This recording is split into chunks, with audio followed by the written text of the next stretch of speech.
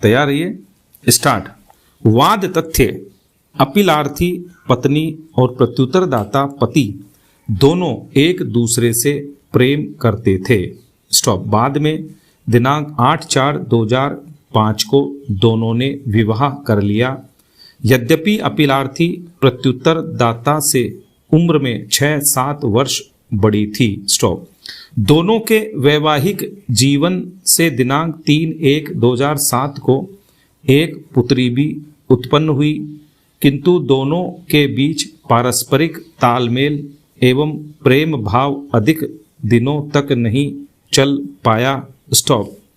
अंततः दिनांक 7/12/2006 को एक विधिक सूचना देने के बाद प्रत्युत्तरदाता पति ने अपीलार्थी के विरुद्ध अधिनियम की धारा 13(1) के अंतर्गत विवाह विच्छेद की याचिका संख्या 65/2007 इस आधार पर संस्थित की कि पत्नी उसे मानसिक रूप से प्रताड़ित करती है और उसे उसके पड़ोसियों, संबंधियों, मित्रों, यहाँ तक कि उसके कार्यस्थल विद्यालय पर जाकर छात्रों के सामने भी गाली गलौज करती है। स्टॉप।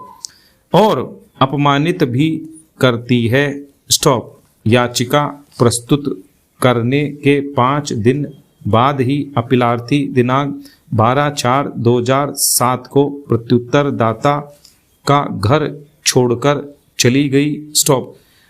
अतः उसने एक और याचिका संख्या 532/2007 नया नंबर 13/2010 संस्थित की।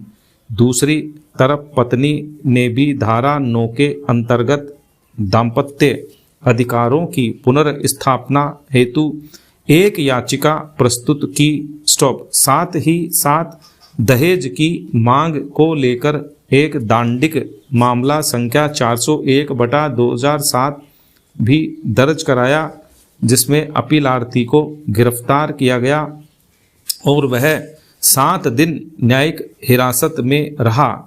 पक्षों को सुनने एवं साक्ष्यों पर विचार करने के बाद विचारण न्यायालय ने प्रत्युत्तरदाता की विवाह विच्छेद की याचिका निरस्त कर दी और अपीलार्थी की धारा 9 के अंतर्गत याचिका को अनुज्ञात किया। स्टॉप।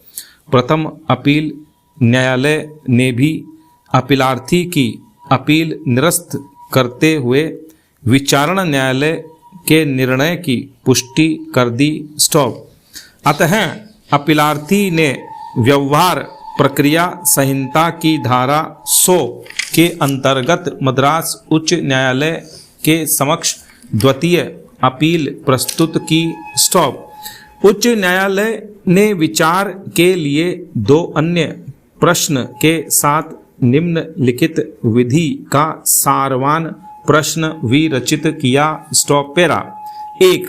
क्या अवर न्यायालय अपीलार्थी और प्रत्युत्तरदाता के बीच विवाह को मानसिक क्रूरता के आधार पर भंग करने में विफल रहने में सही और न्यायोचित थे, जबकि विशेषकर प्रत्युत्तरदाता के द्वारा अपीलार्थी और उसके माता पिता के विरुद्ध परिवाद दिनांक 24/11/2007 और तत्परिणामी गिरफ्तारी बिना किसी प्रश्न के हिंदू विवाह अधिनियम की धारा 13(1) के अंतर्गत मानसिक क्रूरता गठित करता है। स्टॉप। पैरा 3।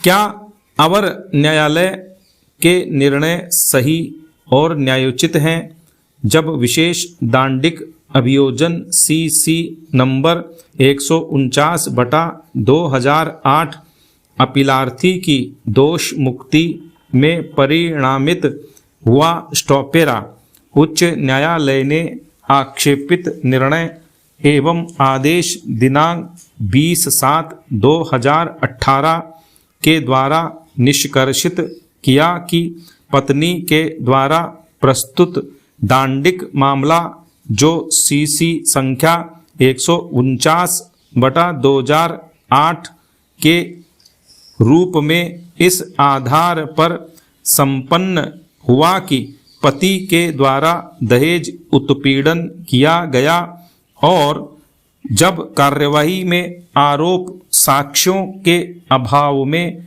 झूठा पाया गया तब उक्त कार्य हिंदू विवाह अधिनियम की धारा 13 के अंतर्गत यथा कथित भाव में मानसिक क्रूरता का कृत्य आशयित करेगा। स्टॉप।